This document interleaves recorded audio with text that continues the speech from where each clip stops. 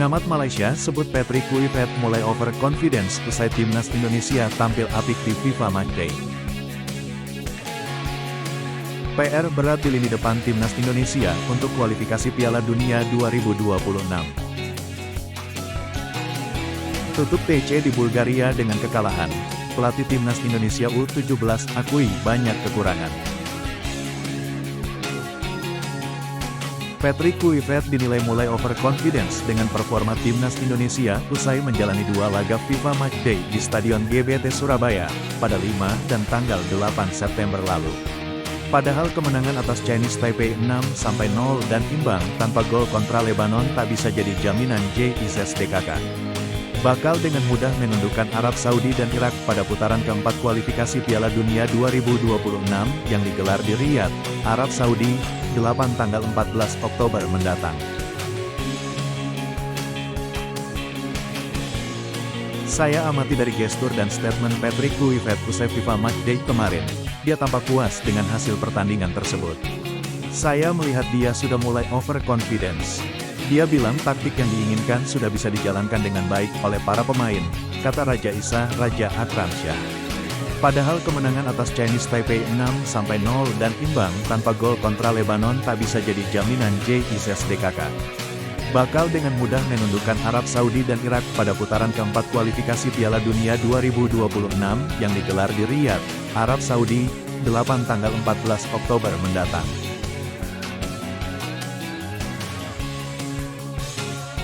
Pengamat sepak bola asal Malaysia itu menyebut dalam persiapan ke putaran keempat ini semua elemen timnas Indonesia overexcited.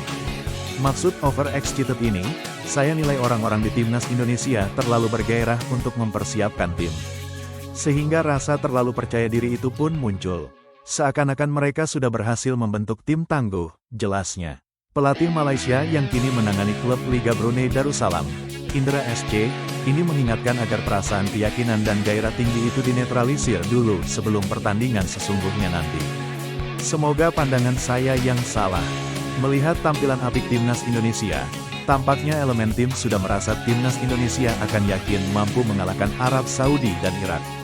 Bahkan mereka percaya diri bisa ke Piala Dunia 2026. Jika ini tak cepat dinetralisir akan jadi bumerang bagi timnas Indonesia, paparnya. Menurut mantan pelatih PSM dan Persipura ini, Patrick Kluivert masih mengamati kelebihan tim sendiri yakni timnas Indonesia. Dia belum menilai dan menganalisis detail performa Arab Saudi dan Irak. Dia juga tak tahu apa yang dilakukan dua rival itu untuk menjegal langkah timnas Indonesia.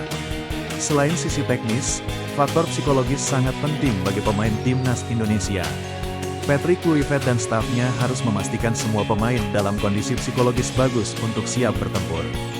Jika terlalu percaya diri, saat menghadapi fakta yang tak sesuai harapan di lapangan, maka emosi pemain timnas Indonesia akan mudah terpancing. Karena mereka sudah merasa siap dan hebat, tuturnya.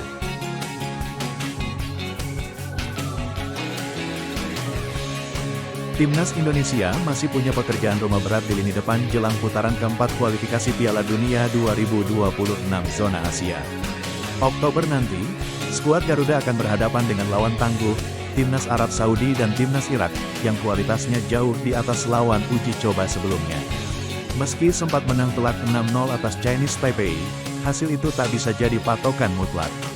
Pasalnya, ketika menghadapi Lebanon yang levelnya lebih seimbang, timnas Indonesia justru kesulitan mencetak peluang dan harus puas bermain imbang tanpa gol. Bahkan, tak ada satupun tembakan tepat sasaran yang dilepaskan.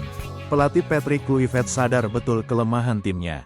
Ia tahu betul bahwa ketajaman di lini serang harus segera diperbaiki jika tim Garuda ingin berbicara banyak di fase berikutnya.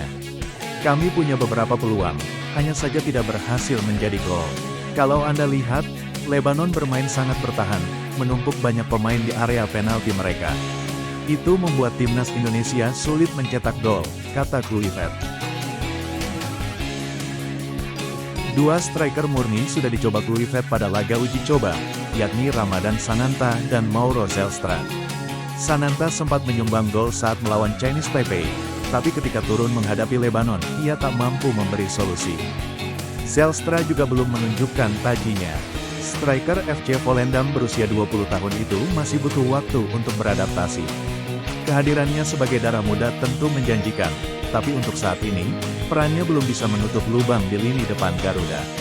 Situasi ini membuat ketajaman timnas Indonesia masih bergantung pada kreativitas gelandang dan winger. Tanpa ujung tombak yang benar-benar konsisten, efektivitas serangan sulit terjaga ketika menghadapi lawan dengan pertahanan rapat.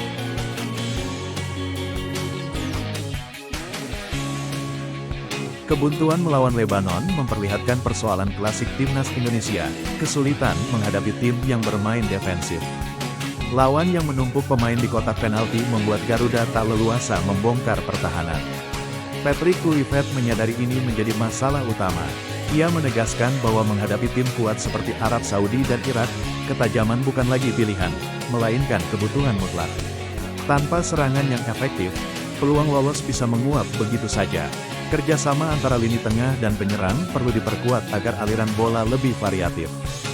Serangan monoton dengan crossing atau tendangan jarak jauh tak akan cukup menghadapi lawan kelas Asia Barat yang memiliki lini belakang tangguh. Harapan publik kini tertuju pada kembalinya beberapa pemain kunci. Ragnar Oratmangun, yang dulu jadi tumpuan serangan di era Sintayong, bisa jadi solusi. Kreativitas dan mobilitasnya mampu membuka ruang bagi penyerang lain. Selain itu, Ole Romeni menjadi opsi paling menarik. Striker 25 tahun ini sudah mencetak 3 gol dari 4 penampilan bersama timnas Indonesia.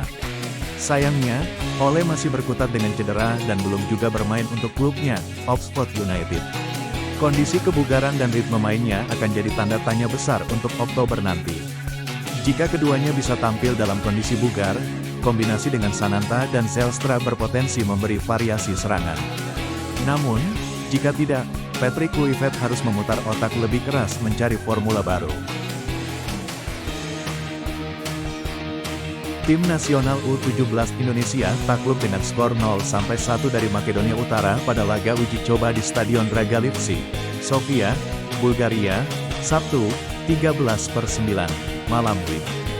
Dikutip dari keterangan PSSI di Jakarta, pada laga tersebut, pelatih timnas U17 Indonesia Nova Arianto menurunkan beberapa pemain andalannya seperti Evandra Florasta, Alberto Hengga dan Dava Al-Ghashemi sejak menit pertama. Selain itu, Nova juga memainkan nama-nama yang berkarir di luar negeri di daftar 11 pertama, yakni Lucas Lee dan Eizar Yacob. Kedua tim bermain saling menyerang sejak menit awal. Indonesia memperlihatkan pertahanan yang solid yang membuat lawan kesulitan menciptakan peluang. Akan tetapi, satu kesalahan Indonesia membuat Makedonia Utara memecah kebuntuan pada menit ke-30. Kesalahan bek Indonesia Iputu Panji saat berusaha mengoper bola dimanfaatkan Ivan Tancev untuk mencetak gol. Setelah itu, Indonesia sempat membuat peluang emas pada menit ke-42 lewat Lucas Lee. Namun tendangannya dari dalam kotak penalti menyamping dari gawang. Setelah itu, Indonesia terus menekan Makedonia Utara, sementara sang lawan mengandalkan serangan balik.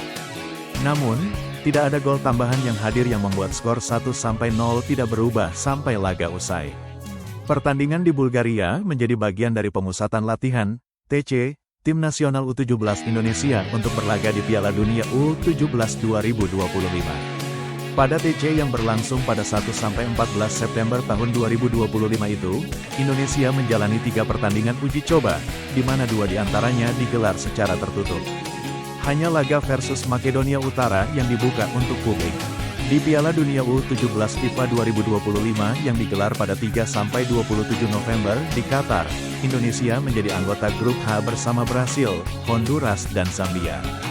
Di turnamen tersebut, Indonesia akan mulai berlaga pada tanggal 4 November melawan Zambia, lalu 3 hari kemudian menghadapi Brasil dan melawan Honduras pada tanggal 10 November.